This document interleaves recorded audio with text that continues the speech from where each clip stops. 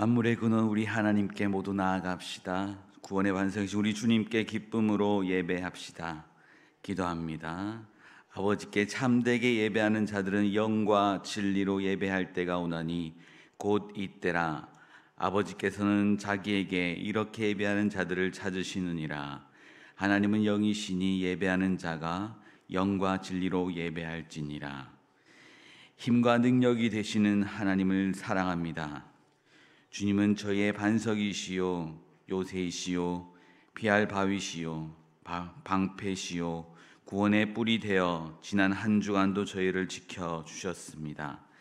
세상은 우상을 숭배하며 재물과 명예와 부귀영화를 추구하며 살지만 저희는 참 구주가 되시는 하나님만 경배하며 예수 그리스도의 발자취만 따르고자 하오니 정결한 마음과 진실한 믿음으로 드리는 저희의 예배를 기쁘게 받아 주옵소서.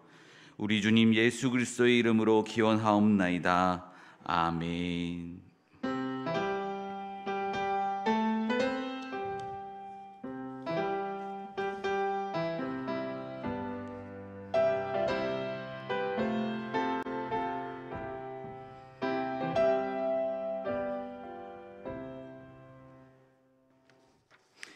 찬양 나의 피난처 예수를 함께 찬양하겠습니다.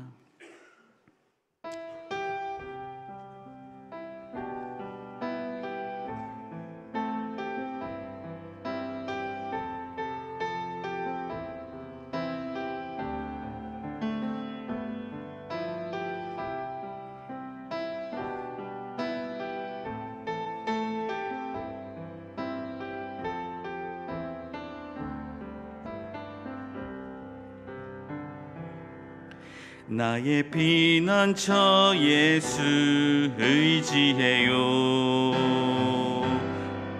나의 피난처 예수 의지해요. 나의 가는 길에 거센 바람 몰아쳐와도 나의 피난처 예수 의지해요.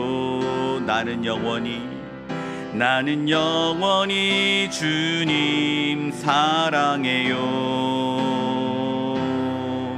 나는 영원히 주님 사랑해요. 세상 어떤 것도 나의 사랑 끊을 수 없네. 나는 영원히 주님 사랑해요. 아바 아버지 나를 사랑하시니 나의 모든 것 주께 드려요. 아바 아버지 내가 여기 있으니 주님 영광 위하여 써주세요. 아바 아버지 나를 사랑하시니 나의 모든 것 주께 드려요. 아바 아버지 내가 여기 있으니 주님 영광 위하여 써주세요. 아멘. 찬송가 뒤에 있는 교독문 56번 시편 128편을 교독합니다. 시편 128편입니다. 교독문 56번. 여호와를 경외하며 그의 길을 걷는 자마다 복이 있도다.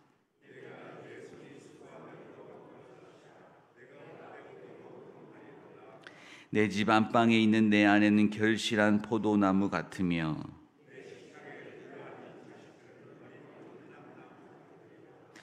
여호와를 경외하는 자는 이같이 복을 얻으리로다. 너는 평생의 예루살렘의 번영을 보며 내 자식의 자식을 볼지어다. 아멘. 다 함께 새롭게 번역된 사도신경으로 우리의 신앙을 고백하겠습니다. 나는 전능하신 아버지 하나님 천지의 창조주를 믿습니다. 나는 그의 유일하신 아들 우리 주 예수 그리스도를 믿습니다.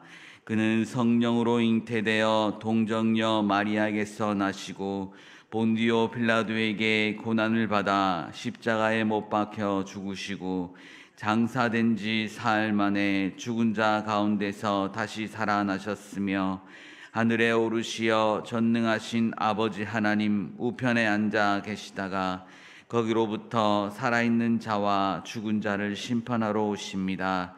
나는 성령을 믿으며 거룩한 공교회와 성도의 교제와 죄를 용서받는 것과 몸의 부활과 영생을 믿습니다. 아멘.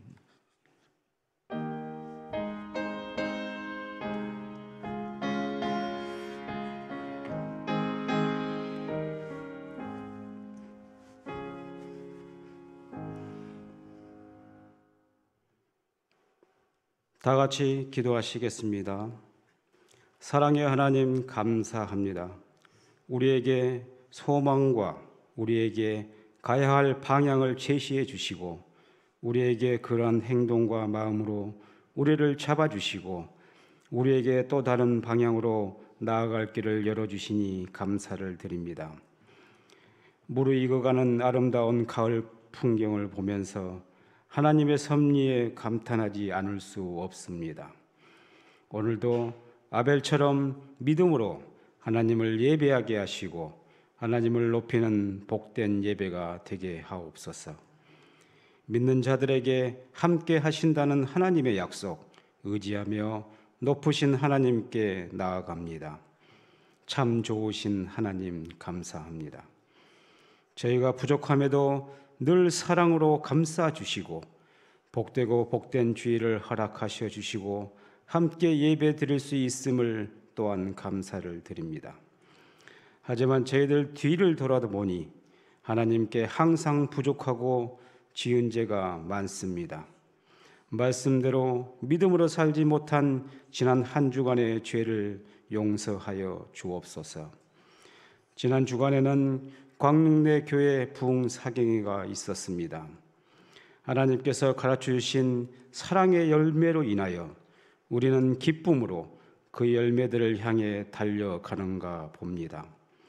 그 열매가 하나씩 하나씩 생각나고 그 열매가 하나씩 하나씩 우리 곁에 있어 소중한 시간과 소중한 날들이 하나님의 사랑 안에 가득 채워 주셔서 참으로 감사를 드립니다. 부흥회가 예전에 그 뜨거웠던 시절이 생각납니다. 우리는 하나님의 말씀을 따라 실천하고자 하며 하나님의 사랑과 은혜를 경험했습니다. 하나님의 말씀을 통해 우리 마음과 영혼을 채우시고 우리 신앙을 더욱 굳건하게 되었습니다. 부흥회에 참여하는 우리 모두의 마음을 하나로 모으고 하나님의 말씀을 따르는 길에 서로 격려하며 도우며 사랑과 헌신으로 임했습니다. 우리의 부흥회가 계속해서 성장하고 발전하여 하나님을 향한 믿음과 사랑이 더욱더 깊어지기를 소망합니다. 지혜의 하나님 감사합니다. 반만년의 유구한 역사를 자랑하는 우리 민족에게 영특하신 세종대왕의 업적으로 한글을 창조하시고 반포하여 오늘의 우리말이 있게 하심에 감사를 드립니다. 세계에 자랑할 만한 우수한 한글을 갖게 되므로 우리 문화가 창달되고 발전을 거듭하여 우리 민족이 자부심을 가질 수 있도록 은혜를 베풀어 주심 또한 감사를 드립니다. 우리 민족에게 복음이 들어오면서 하나님은 말씀을 담는 성경이 한글로 번역되어 많은 사람들이 쉽게 말씀을 읽고 배울 수 있게 되어 이 땅 가득히 복음이 널리 전파되고 많은 교회들이 세워지고 교회가 부흥하고 성장하도록 이끌어 주신 은혜 또한 감사를 드립니다. 우리 광내교회도 어두운 세상에 밝은 빛을 주시는 진리의 등대가 되어 이 지역 사회에 진리의 등불을 밝게 비추며 세상의 소금으로 방부제의 역할을 감당하여 암흑의 늪에서 방황하는 성령들에게 구원의 방주가 되도록 인도하여 주옵소서.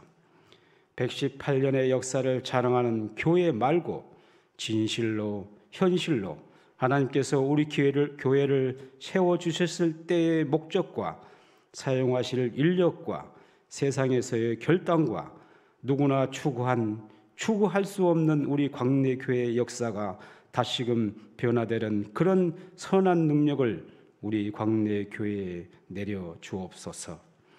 거룩하신 하나님 아버지, 하나님께서 맡겨주신 광내교회 성도들을 말씀으로 인도하시는 목회자들을 기억하여 주옵소서. 성도들에게 좋은 영의 양식을 공급할 수 있도록 믿음과 하늘의 능력을 내려 주옵소서. 영육간의 강건함을 주시고 성령 충만함을 허락하여 주옵소서.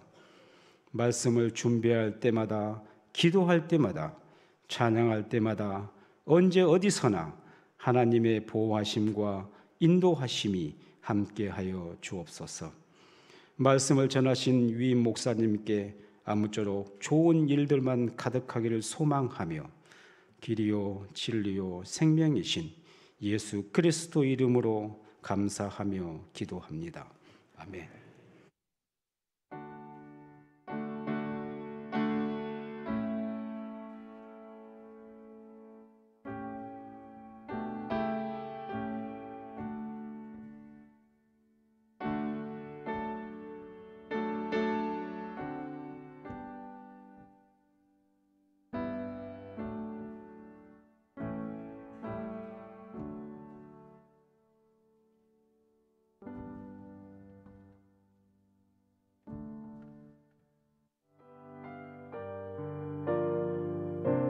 (10월 13일) 교회 소식입니다. 오늘은 성령 강림절 후 21번째 주일입니다. 다음 주일은 성령 강림절 후 22번째 주일입니다. 교회 창립 118주년 기념 비전 부흥사경회가 하나님의 은혜 가운데 마치게 하심을 감사드립니다. 기도와 섬김으로 수고해 주신 모든 성도님들께 감사를 드립니다. 오늘 오후 찬양 예배는 에이렌의 중창단 헌신 예배로 드립니다. 각 구역별로 모임에 힘써 주시기를 바랍니다. 교사 계속 교육이 시작됩니다. 모든 교회 학교 교사는 필히 참석 바랍니다. 가정 예배 학교 신청을 받습니다.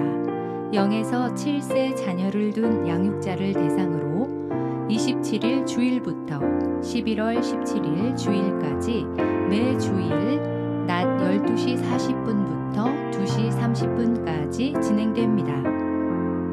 센싱 아기 놀이터 아기 학교 참가자 및 봉사자를 모집합니다. 유아 유치기 자녀와 부모를 대상으로 11월 2일 토요일부터 30일 토요일까지 오전 10시부터 12시 30분 매주 토요일 5주간 실시됩니다. 10월 20일 주일까지 교회 사무실로 접수 바랍니다. 각 여전도의 원례회가 오늘 점심 식사 후 여전도 해별 지정된 장소에서 진행됩니다. 오 남선교회 원례회가 오늘 오후 1시 30분 베드로실에서 진행됩니다. 여전도의 연합회 야유회 소식입니다. 19일 토요일 오전 8시 40분에 출발하고 장소는 철원입니다. 제16회 예술융합치유 희락음악회가 19일 토요일 오전 11시 희락카페에서 열립니다. 청년부 단기 선교를 위한 1일 카페 소식입니다. 27일 주일 1층 앞마당 및 희락카페에서 진행됩니다. 다음 주일에는 후원 쿠폰을 사전 판매합니다. 많은 기도와 참여로 함께 해주시기 바랍니다. 주일 점심 식사 배식 및 봉사 담당 안내입니다. 이번 주는 경동구역에서 섬겨주시겠습니다. 다음 주는 정광 2구역에서 섬겨주시겠습니다. 이번 주 주방 섬김인은 송혜란, 이영호, 김미경, 김광자, 오혜자 권사님께서 섬겨주시겠습니다. 다음 주는 김계숙, 최현숙, 박상미, 김명순, 정현숙 권사님께서 섬겨주시겠습니다. 식사 찬조는 동부 1-4A 구역의 이정순 집사님의 아드님이신 강민성 성도님께서 범사에 감사드리며 찬조해 주셨습니다. 이상으로 교회 소식을 마치겠습니다. 광릉내교회 성도 여러분, 힘내세요. 주님께서 하십니다. 위임 목사님께서 이번 10월 14일 월요일부터 18일까지 휴가로 보내십니다. 잘 다녀오시도록 기도 부탁드립니다. 찬송가 608장을 다 함께 찬양하겠습니다. 찬송가 608장입니다.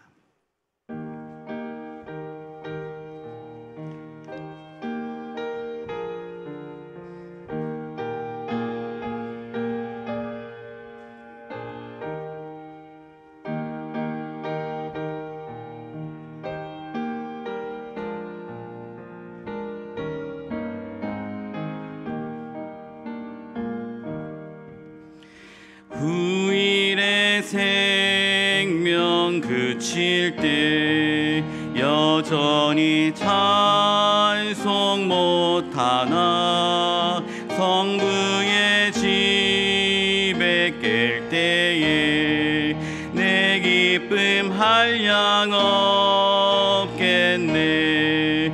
내 주 예수 배울 때에 그네 찬송하겠네. 내 주 예수 배울 때에 그네 찬송하겠네.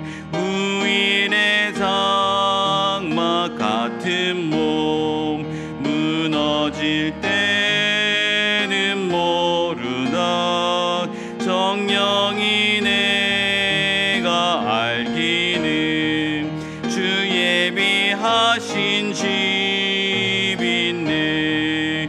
내 주 예수 배울 때에 그네 찬송하겠네. 내 주 예수 배울 때에 그네 찬송하겠네. 후일의 석양 가까워 서산의 해가 질 때에 주께서 쉬라 하리니 영원한 안식 얻겠네. 내 주 예수 배울 때에 그네 찬송하겠네. 내 주 예수 배울 때에 그네 찬송하겠네.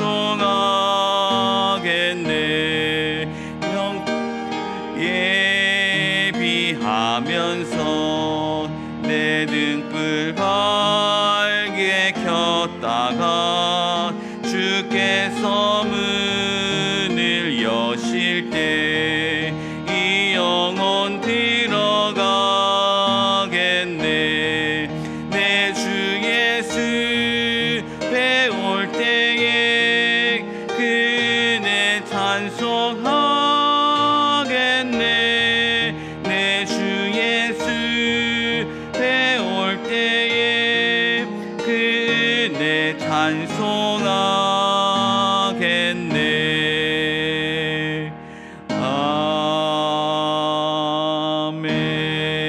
아멘.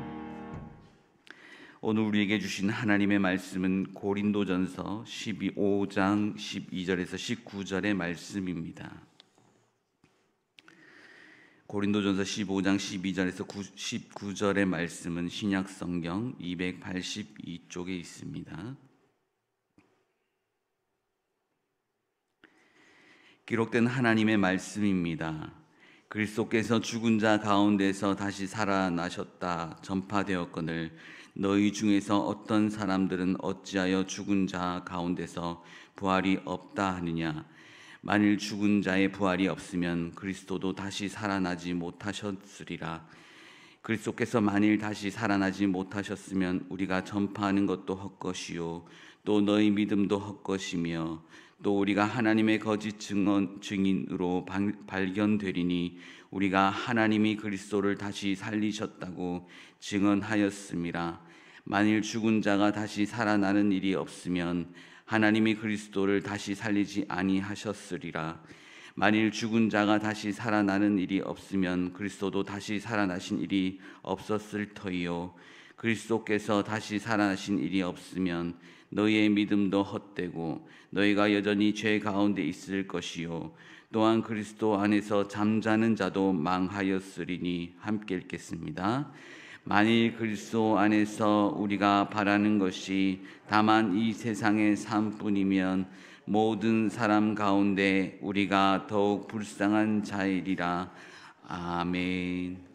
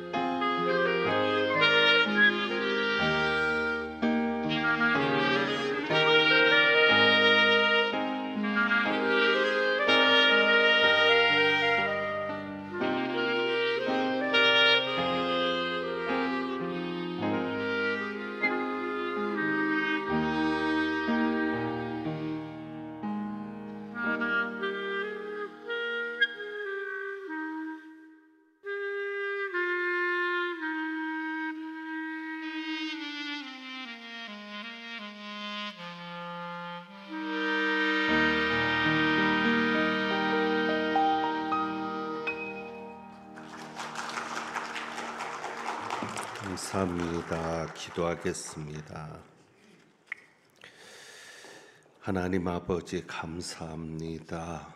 성령님의 은혜로 주님 앞에 예배함을 감사하면서 주님께 찬양 드리오니 저희의 찬양을 기쁘게 받아 주옵시고 수관 우리 영분 집사님, 석혜옥 집사님, 임미성 권사님, 신일섭 형제님께 은혜 베풀어 주시고 가정의 자녀들에게도 평안 있게 하옵소서.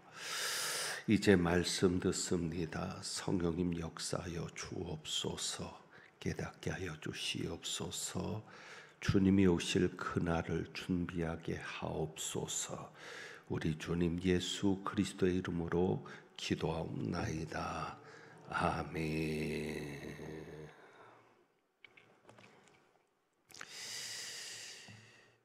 순서에 따라서 말씀을 묵상하면서 그런 생각을 해 보았습니다.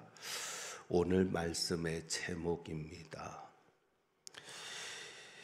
육체의 부활이 꼭 필요할까라는 생각입니다. 여러분, 육체의 부활이 꼭 필요한 것입니까? 지난번 설교에서 이런 말씀을 드렸습니다. 죽음을 표현을 했는데 이렇게 표현했습니다. 우리의 영혼이 몸에서 빠져나오는 것이 죽음이라고 말씀드렸습니다.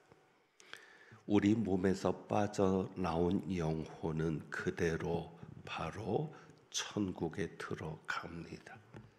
그 영혼이 예수님이 재림하실 때까지 어떤 일정한 장소에서 잠들거나 기다렸다가 들어가는 것이 아니라 바로 천국에 갑니다. 예수님께서 나사로의 비유를 말씀하실 때도 죽은 나사로는 그 영혼이 천사의 손에 받들려 아브라함의 품에 들어갔습니다. 유대인들에게는 하나님을 직접 언급하는 일이 어려운 일이기에 아브라함으로 비유를 했지만 결국은 하나님의 품에 안긴 것입니다. 마찬가지로 우리도 죽으면 우리의 영혼이 하나님의 품에 안기게 되고 천국에서 살게 됩니다. 사도 바울도 이것을 분명하게 우리에게 말을 합니다. 고린도후서 5장 8절에 보면 이렇게 말하고 있죠. 우리가 담대하여 원하는 바는 차라리 몸을 떠나 주님과 함께 있는 그것이다 라고 말합니다. 사도 바울도 분명히 얘기합니다. 우리의 영혼이 몸을 떠나면 누구와 함께 있다? 주님과 함께 있다. 그것이 죽음인 것이죠. 그러므로 사도 바울처럼 우리도 죽음을 두려워할 필요가 없습니다. 왜? 우리는 죽으면 그냥 죽는 게 아니라 우리의 영혼이 몸을 떠나서 누구와 함께 있기 때문입니까?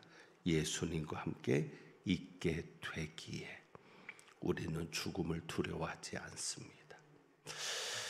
자, 그렇다면 굳이 육체의 부활이 필요합니까? 여러분 생각은 어떻습니까? 굳이 육체의 부활이 필요합니까? 우리의 영혼이 몸을 떠나서 예수님과 이미 천국에서 잘 살고 있는데, 우리 영혼이 예수님과 잘 살고 있는데 굳이 육체가 부활할 이유가 있겠는가? 조용하게 지나가려고 했는데 목사님이 이야기를 했습니다. 웬 10월에 뜬금없이 휴가냐 생각하실 수 있겠는데 내일부터 금요일까지 제가 시간을 가지려고 합니다. 다음 주일에 저희 사택 이사를 해야 되고요.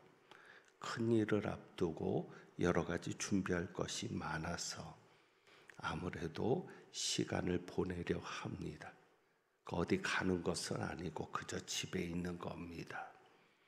그래서 새벽 기도를 제가 담당하지 못하기 때문에 고린도전서 15장을 하나하나 풀어갈 수가 없어서 오늘 육체의 부활을 이야기하면서 15장 전체를 가지고 몸의 부활, 육체 부활의 관점에서 이야기를 해보려 합니다. 그러니까 육체 부활은 몸의 부활입니다. 우리 몸이 다시 살아나는 겁니다. 왜 우리의 몸이 다시 살아나느냐? 그것은 예수님의 몸이 다시 살아나셨기 때문입니다. 예수님께서도 그 몸이, 죽은 그 몸이 다시 살아나셨기 때문에, 그래서 그 예수님의 부활이 우리의 부활과 연결이 되어 있는 겁니다. 13절이죠. 13절 보시면 그래서 이렇게 말합니다. 만일 죽은 자의 부활이 없으면 그리스도도 다시 살지 못하리라. 그러니까 이 말씀이 뭐예요? 그리스도의 부활과 죽은 자의 부활을 연결시키고 있는 거예요. 그러니까 그리스도의 부활은 필연적으로 죽은 자의 부활을 가져오는 겁니다. 그래서 20절에 보면 이렇게 말하죠. 그러나 이제 그리스도께서 죽은 자 가운데서 다시 살아나사 잠자는 자들의 첫 열매가 되셨도다. 예수님의 부활이 첫 열매고, 첫 열매니까 그 다음 열매가 쭉 있을 거 아니에요? 그 다음에 열매가 무엇입니까? 우리들의 부활이죠. 그러니까 예수님의 부활은 무엇입니까? 여기에 예수님의 부활은 장사된 몸이 부활하는 겁니다. 4절입니다. 4절. 장사 지낸 바 되셨다가 성경대로 사흘 만에 다시 살아나사. 단순히 심장마비가 왔다가 심장이 돌아오는 게 아니라 완전히 장사 지낸 바 되셨다가 며칠 만에, 3일 만에. 그러니까 장사 지낸 그 몸이 다시 살아나는 것이 부활입니다. 그 몸이 다시 살아난 것이 육체 부활이죠. 물론 장사 지낸 몸이 그대로 다시 사는 것은 아닙니다. 예수님의 부활과 우리의 부활의 약간의 차이는 거기에 있을지 모릅니다. 우리의 부활은 우리가 죽어서 우리의 몸이 장사되었는데 그 몸이 그대로 그냥 무덤에서 그대로 다시 살아나는 게 부활이 아닌 거죠. 왜냐하면 씨를 심는 것으로 이야기를 하고 있는데 35절에 이렇게 말합니다. 15장 35절 누가 묻기를 이런 질문을 한다는 거죠. 죽은 자들이 어떻게 다시 살아나느냐? 이것은 우리가 분명한 대답을 가지고 있습니다. 죽은 자들이 어떻게 다시 살아날 수 있느냐? 우리 하나님은 하실 수 있다 없다? 있다. 내가 살아나는 게 아니라 하나님이 나를 살리시는 거죠. 그리고 이렇게 말합니다. 어떠한 몸으로 오느냐 하리니. 이런 질문이 우리에게도 있을 수 있잖아요. 죽은 자들이 어떻게 다시 살아나고 어떤 몸으로 그럼 다시 살아나느냐. 그래서 사도 바울이 말하는 게 뭐예요? 씨를 심는 것으로 이해를 시키고 있는 겁니다. 36절이죠. 어리석은 자여. 그렇게 질문하는 자들을 향해서 어리석다고 말합니다. 네가 뿌리는 씨가 죽지 않으면 살아나지 못하는 거 아니냐. 네가 뿌리는 씨를 뿌린다고 말합니다. 우리는 씨를 뿌리지 않고 물론 뿌리는 씨도 있지만 심는다고 말하죠. 왜? 우리는 밭이 정해져 있으니까 거기에 심는 건데 예수님께서도 씨 뿌리는 자의 비유, 4가지 밭의 비유에서 씨를 뿌리는 자가 나가서 그랬거든요. 그러니까 유대 땅은 일정한 밭이 없는 곳에서는 그냥 씨를 뿌리는 거예요. 밭이 될 만한 곳에. 그래서 그 씨가 자라는 곳이 밭이 되는 겁니다. 자, 어쨌거나 이것은 씨를 심는 것이죠. 자, 그래서 그 씨가 죽어야, 죽는 게 뭐예요? 썩는 것이죠. 우리가 무덤에서 흙으로 돌아가는 것처럼 그 씨가 썩어야 무엇을 맺는 겁니까? 살아나지 못한다는 것은 뭐예요? 열매를 맺는 것이죠. 그러니까 씨를 심는 것, 씨를 뿌리는 것이 우리의 죽음과 부활과 같은 것이 씨가 썩어야 되는 겁니다. 썩으면 그곳에서 열매가 다시 열리는데 그것이 부활과 같다는 것이죠. 그런데 여기에서 이제 중요한 것은 이거죠. 같은 열매는 아닙니다. 왜? 이미 심은 씨앗은 그대로 있어요? 썩었어요? 썩었어요. 그래서 같은 열매는 아닌데 자라난 열매는 실제로는 같은 열매죠. 왜? 콩 심은데 콩 나고 팥 심은데 팥 나는 거니까. 어찌 보면 말장난 같지만 같은 열매는 아닌데 그러나 같은 열매고 같은 것 같은데 결국은 다른 열매죠. 그래서 여기 37절에 이렇게 말합니다. 네가 뿌리는 것은 장래의 형체를 뿌리는 것이 아니고 다만 밀이나 다른 것의 알맹이 뿐인데, 그래서 네가 뿌리는 것은 장래의 형체를 뿌리는 게 아니라 그냥 뿌리는 것인데 38절에 하나님이 그 뜻대로 그에게 형체를 주시되 각 종자에게 그 형체를 주시느니라. 그러니까 장래 형체는 다른 거죠. 하지만 같은 씨죠. 그리고 같은 생명이죠. 그러니까 그래서 42절부터는 그렇게 얘기합니다. 41절부터 죽은 자의 부활도 그와 같으니 썩을 것으로 어떻게 표현하고 있어요? 심고, 그리고 다시 열매가 나오는 것을 다시 살아나는 것으로 표현하죠. 심고. 그러니까 우리 육체가 썩어지는 것이 무엇과 같다? 씨를 심는 것과 같다. 그래서 그곳에서 새롭게 열매가 나는데, 심은 그 자리에서 열매가 나는데 그 열매는 심은 것과는 다른 열매가 나죠. 형체는 다르다. 그것이 우리 몸의 부활인 것이죠. 그래서 부활하신 예수님의 몸도 다른 몸이었던 겁니다. 부활하는 우리의 몸도 다른 몸이에요. 이 몸 그대로 살아나는 게 아니라 다른 몸을 입고 오는 거죠. 일단 예수님의 몸만 해도 시 공간을 초월하시는 몸이었어요. 우리의 몸은 벽을 뚫고 들어갈 수도 없잖아요. 근데 예수님은 벽을 뚫고 그냥 제자들에게 나타나시거든요. 육신인데. 어쨌거나 부활한 몸은 우리가 입고 살았던 몸과는 다르다. 그리고 한 가지도 분명하죠. 우리의 육신은 늙지만 부활한 우리 몸은 늙을까요? 안 늙을까요? 안 늙죠. 제가 기대하는 것은 가장 아름다운 모습으로 하나님이 우리 몸을 바꿔주실 겁니다. 정말 여러분이 그리는 그런 모습으로. 자, 그래서 고린도전서 15장에는 부활한 몸의 특징을 몇 가지로 정리하고 있습니다. 42절이죠. 썩을 것으로 심고, 부활할 우리의 몸은 어떤 몸이다? 썩지 아니할 몸이다. 그 다음에 43절, 욕된 것으로 심고, 부활할 우리 몸은 어떤 몸이다? 영광스러운 몸이다. 그 다음에 썩는 우리 몸, 죽는 우리 몸은 어떤 것이에요? 약한 것이죠.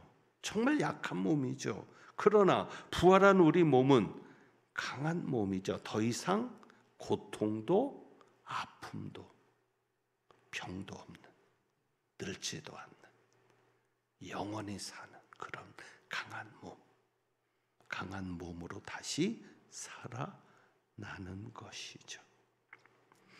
그래서 이 땅에 살았던 우리의 몸이 44절입니다. 어떤 몸이었다면, 육의 몸이었다면, 부활한 우리의 몸은 어떤 몸이에요? 신령한 몸이죠. 그것을 뭐라고 표현해요? 영의 몸이라고도 표현을 합니다. 그래서 우리가 이 땅에 사는 동안은 누구에게 속한 자로 살아요? 47절이죠. 첫사람은 땅에서 났으니 흙에 속한 자거니와 둘째 사람은 하늘에서 나셨느니라. 그래서 우리는 이 땅에 사는 동안 48절에 누구에게 속한 자로 살아요? 아담, 흙에서 난 아담에게 속한 자로 살다가 부활한 이후에는 누구의 형상을 입고 사는 거예요? 49절입니다. 우리가 흙에 속한 자의 형상을 입은 것과 같이 부활한 우리의 몸은 누구의 형상을 입는 거예요? 하늘에 속한 이의 형상을 입으리라. 하늘에 속한 이 예수 그리스도의 형상을 입고 살아가는 것이 부활의 몸입니다. 그런데 이 부활은 예수님이 재림할 때 이루어지죠. 그래서 51절입니다. 보라 내가 너희에게 비밀을 말하노니 우리가 다 잠잘 것이 아니요 마지막 나팔에 나팔 소리가 날 때, 그 나팔이 뭐예요? 예수님이 재림하실 때 천사들이 나팔을 불면서 하늘에서 소리가 있죠. 보라 신랑이다. 신랑을 맞으라. 그 나팔 소리가 날 때 우리는 재림 예수님과 함께 우리 몸의 부활이 이루어지는 겁니다. 그래서 그때 52절입니다. 나팔 소리가 나매 죽은 자들이 무엇으로 썩지 아니할 것으로 다시 살아나고. 바울은 그렇게 생각했을 거예요. 그래서 바울 서신에 보면 그런 부분들이 보이는 거죠. 예수님이 바로 오신다. 하늘로 올라가신 예수님은 금방 재림하신다. 그래서 이렇게 말하는 거죠. 우리도 변화되리라. 살아있을 때 예수님이 오시면 이 육신을 입고 예수님의 재림을 맞은 이들도 그 순간에 몸이 변화된다고 말씀합니다. 하나님의 말씀입니다. 믿으셔야 합니다. 믿어지시는 은혜가 있기를 원합니다. 그러면 기대해 보세요. 다시 살아난 우리 몸이 얼마나 좋은 몸일까? 여러분 상상이 되십니까? 이 몸 때문에 얼마나 절망하고 살아요. 이 몸 때문에 얼마나 제한을 받고 사시냐고요. 그런데 부활한 우리의 몸은 얼마나 좋은 몸일지. 제한이 없습니다. 욕심도 없습니다. 상상이 되십니까? 기대하셔도 좋습니다. 자, 그렇다면 이제 다시 설교 제목으로 돌아가 보죠. 자, 그렇게 좋은 몸인 건 알겠는데 그래도 몸의 부활이 필요한가? 우리 영혼은 이미 천국에 있습니다. 죽으면. 그런데 하나님은 이미 그 영혼이 천국에 있는 자들에게 몸의 부활을 약속하십니다. 그러니까 예수님이 재림하실 때 우리 몸의 부활이 이루어질 것을 말씀합니다. 자, 다시 질문합니다. 왜 육체 부활, 몸의 부활이 필요합니까? 중요한 것은 몸의 부활까지가 구원이기 때문입니다. 우리 몸이 부활해야, 우리 몸이 다시 살아나야 진짜 구원을 완성하는 것이기 때문입니다. 그게 무슨 이야기인 줄 아세요? 자, 우리의 죽음은 무엇 때문에 온 죽음이에요? 죄 때문에 온 죽음이에요. 죄 때문에 우리는 죽을 수밖에 없는 자가 된 거예요. 자, 15장 3절이요. 15장 3절.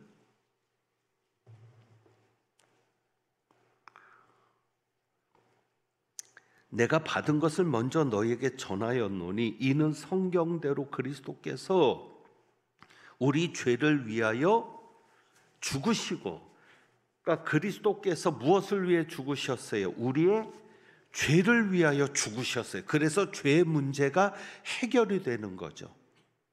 우리에게 있는 죄의 문제는 예수 그리스도의 죽으심으로 해결이 됩니다. 그런데 죄의 문제가 해결이 되기 위해서는 반드시 필요한 것이 있습니다.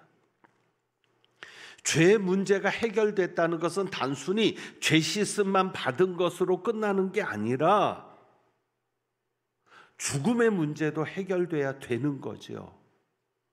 죽음의 문제가 해결돼야 되는 게 뭐냐면 육신의 사망까지도 해결이 되는 것을 말씀합니다. 왜?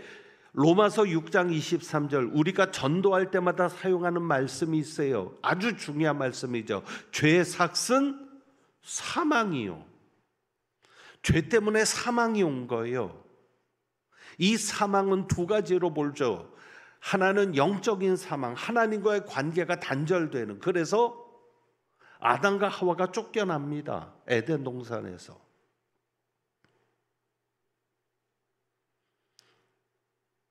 그리고 하나님의 신이 그들과 함께하지 않습니다. 그리고 또 하나 온 게 뭐죠? 육신의 죽음. 육신의 죽음은 어떻게 왔어요? 네가 흙이니 어디로 돌아가라? 흙으로 돌아가라. 그게 죄의 결과거든요. 그러면 예수님의 죽음은 이 두 가지를 다 해결해야 합니다. 예수 그리스도께서 우리의 죄를 위하여 죽으심으로 우리의 죄의 문제가 해결됐으니까 그래서 우리는 하나님과의 관계가 회복된 겁니다. 하나님의 자녀가 되었죠. 그리고 또 하나 해결돼야 될 게 뭐예요?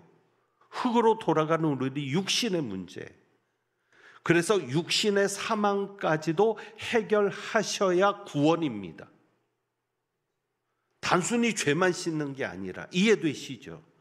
죄가 씻겨졌으면 흙으로 돌아갈 수밖에 없는 우리의 몸이 다시 살아나서 누구에게로 돌아가야 합니까? 하나님께로. 아담과 하와가 그 몸으로 에덴 동산에서 살았듯이 죄 짓기 전에 우리도 마찬가지로 하나님께로 돌아가서 우리의 몸이 부활한 그 몸을 가지고 하나님과 함께 영원히 살게 되는 것이 중요합니다. 그래서 죄 문제를 해결하는 것과 몸의 부활이 연결되는 이유가 여기 있습니다. 그래서 55절에 이렇게 말하죠. 55절, 15장 55절. 사망아 너의 승리가 어디 있느냐? 사망아 내가 쏘는 것이 어디 있느냐? 몸의 부활이 무엇을 이기는 거예요? 사망을 이기는 거예요. 왜? 우리가 죄 때문에 사망이 와서 몸이 죽게 되었잖아요. 그래서 이렇게 몸이 나이가 먹으면 병들고 약하고 제한이 있게 되고 더럽혀지고 이 육신 때문에 죄를 짓게 되고 그래서 몸의 부활이 무엇을 이기는 것이다? 사망을 이기는 것이다. 그래서 57절이죠. 우리 주 예수 그리스도로 말미암아 우리에게 승리를 주시는 하나님께 감사하노니 우리 주 예수 그리스도로 말미암아 우리에게 승리를 주시는 하나님은 결국 뭐예요? 지금 고린도전서 15장에서 계속 바울이 얘기한 게 뭐? 몸의 부활. 그러니까 예수 그리스도로 말미암아 우리에게 승리를 주신 게 뭐예요? 우리 몸이 다시 살아난다는 거예요. 죄로 죽은 우리 몸이. 그래서 몸의 부활이 구원의 완성입니다. 자, 그런데 또 한 가지 중요한 것이 있습니다. 몸의 부활이 사망을 이기는 것으로만 끝나지 않는 이유가 있습니다. 그래서 육체의 부활이 꼭 필요합니다. 자, 그래서 58절에 결론적으로 몸의 부활을 이야기하면서 이렇게 말하죠. 그러므로 내 사랑하는 형제들아 견실하며 흔들리지 말고 항상 주의 일에 더욱 힘쓰는 자들이 되라. 이는 너희 수고가 주 안에서 헛되지 않은 줄 알미라. 견실하며 흔들리지 말고 어떤 자들이 되라. 항상 주의 일에 힘쓰는 자들이 되라. 이는 너희 수고가 주 안에서 헛되지 않은 줄 알미라. 그런데 제가 살아보니까 이 말이 거짓말 같아요. 왜? 제가 심야 기도회 때 그 이야기를 했습니다. 여러분이 헌신한 만큼 헛되지 않았다면 여러분은 다 재벌이 돼야 된다고.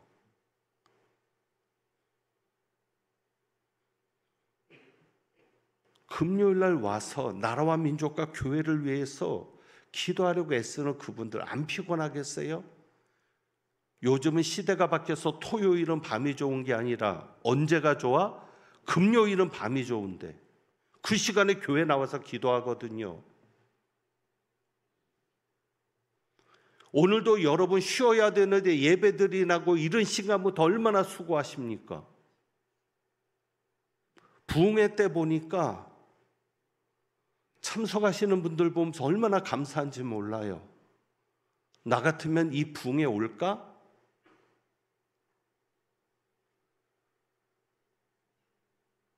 강사님들도 비전을 이야기하는데 과관련센터를 보고 너무 좋아하세요. 우리 젊은 부모님들이 얼마나 좋아하는지 몰라요. 그런데 이것을 위해서 헌금하신 분들이 있거든요. 형편이나 좋습니까?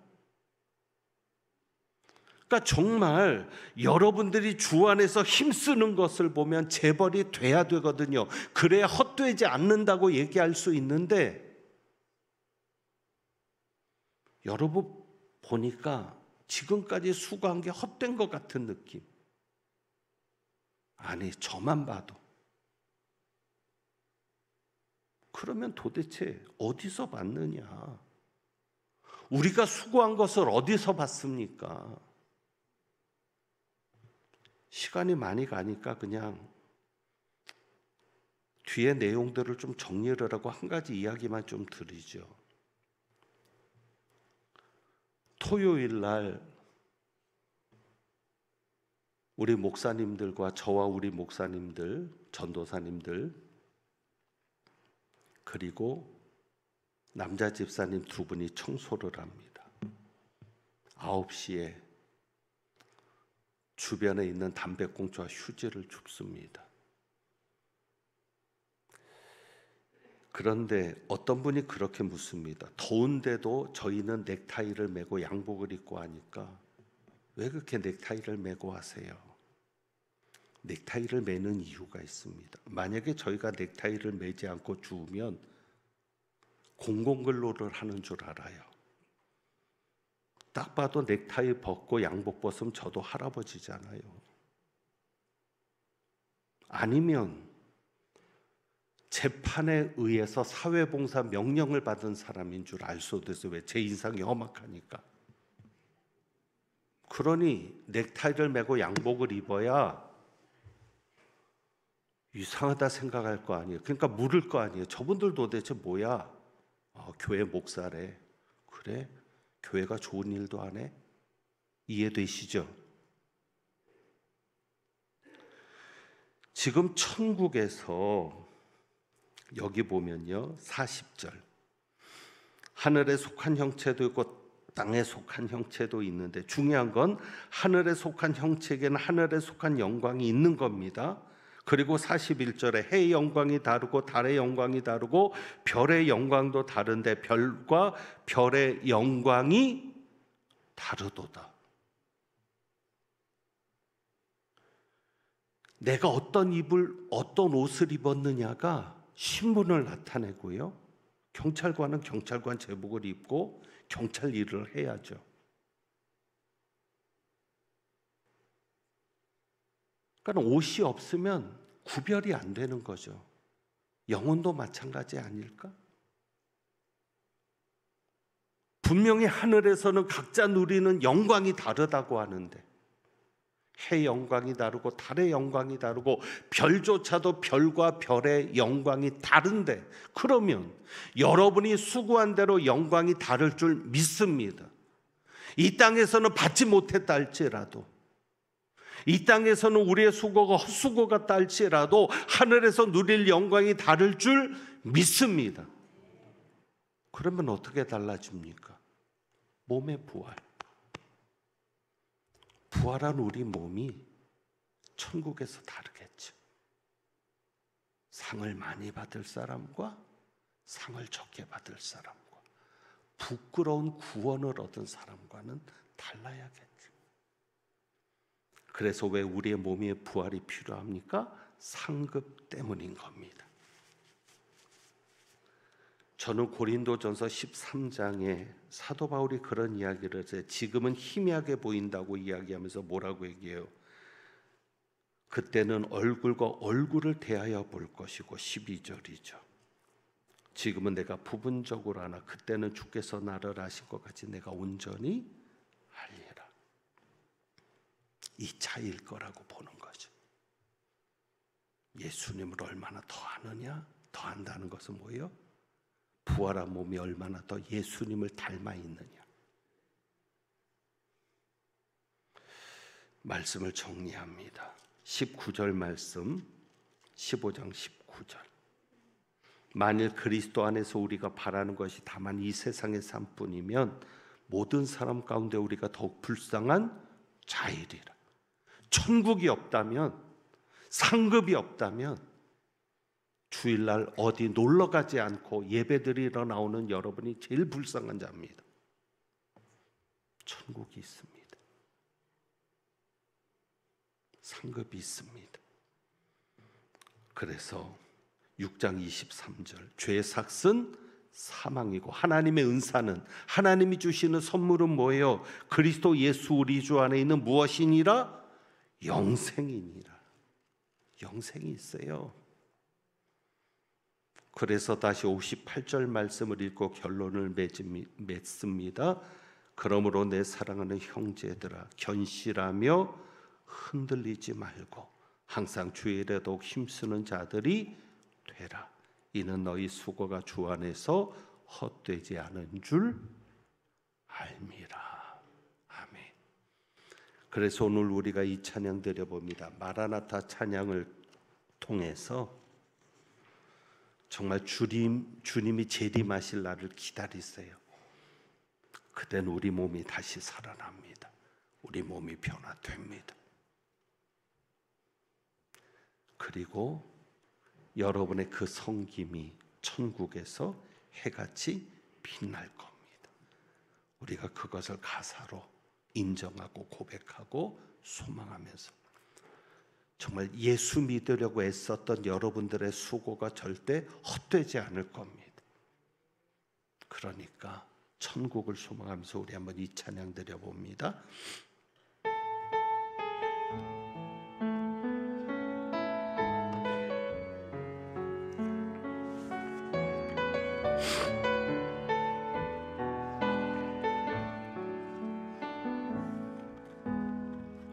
마라나타 주 예수여 어서 오시옵소서. 땅의 모든 끝 모든 족속 주를 찬송하게 하소서. 마라나타 주 예수여 어서 오시옵소서.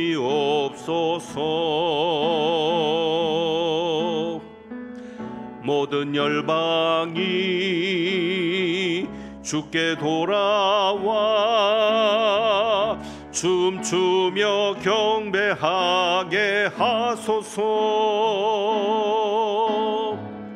우리 주님 다시 오실 길을 만들자. 십자가를 들고 땅끝까지 우린 가리라. 우리 주님 하늘 영광 온 땅 덮을 때 우린 땅 끝에서 주를 맞으리. 마라나타 마라나타 마라나타. 아멘. 주 예수여 오시옵소서. 마라나타 마라나타. 아멘. 주 예수여 오시옵소서. 우리 주님 다시 오실, 우리 주님 다시 오실 길을 만들자.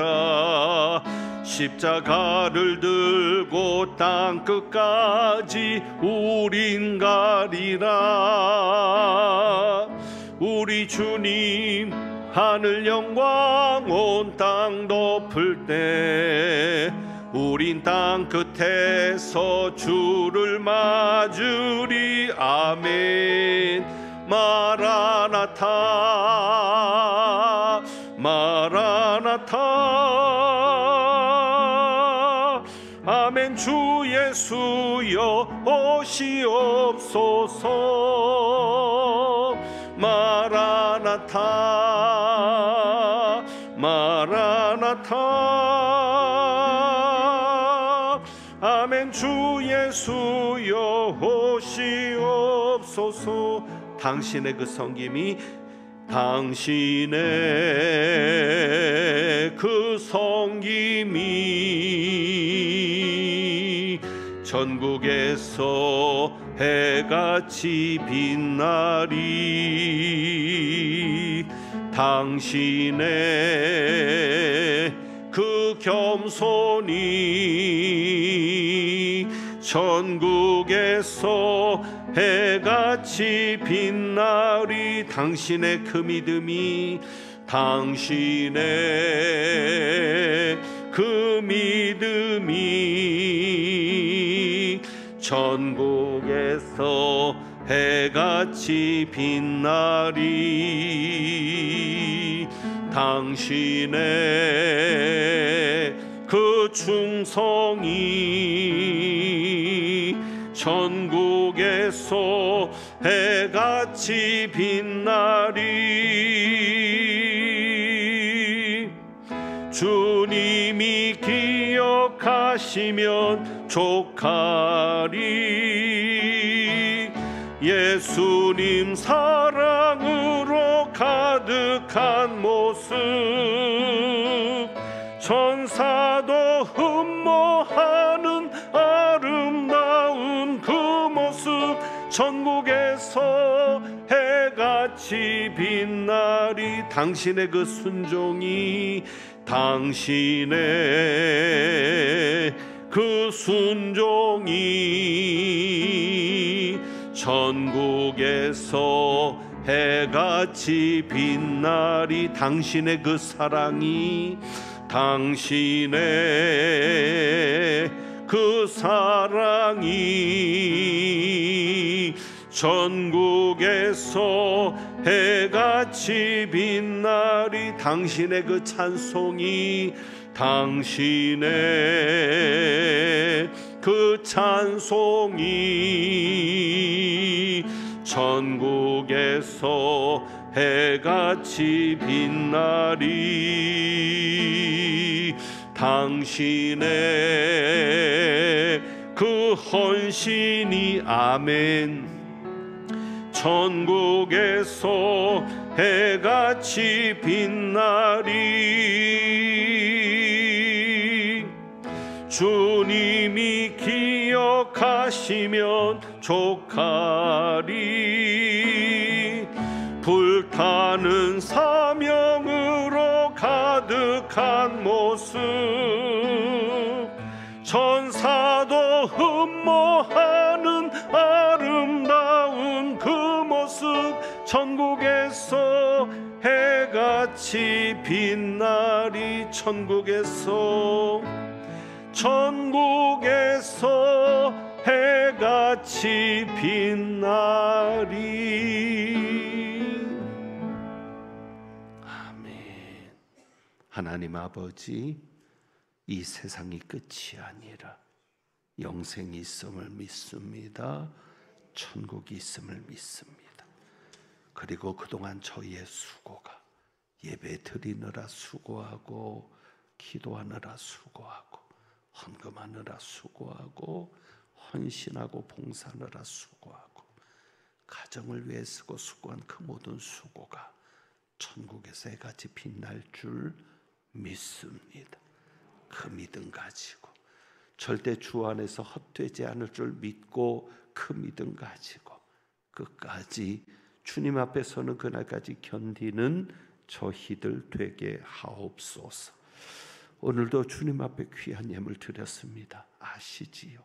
넉넉해서 드리는 것도 아니고 쓰고 남은 것을 드리는 것도 아니라 그저 주님을 사랑해서 주님께서 주신 것이기에 그저 주님께 돌려드리는 마음으로 드렸사오니 그 귀한 마음 주님께서 기억하시고 복을 더하셔서 주님 없이는 살 수 없다는 그 고백이 오니 주님 때문에 살만 나는 삶으로 변화시켜 주옵소서. 하나님은 내게 복을 주시고 너를 지키시기를 원하며 하나님은 그의 얼굴을 내게 비추사 은혜 베푸시기를 원하며 하나님은 그 얼굴을 내게로 향하여 드사 평강 주시기를 원하노라. 오늘 말씀을 통하여 우리의 수고가 절대 헛되지 않을 것을 믿고 천국에서 해같이 빛날 것을 소망하며 나아가는 주님의 귀한 백성들 위에 종들 위에 우리 주님 예수 그리스도의 은혜와 아버지 하나님의 사랑과 성령님의 교통하시며 충만하게 하심이 이제부터 영원까지 함께 하시기를 축원하옵나이다. 아멘.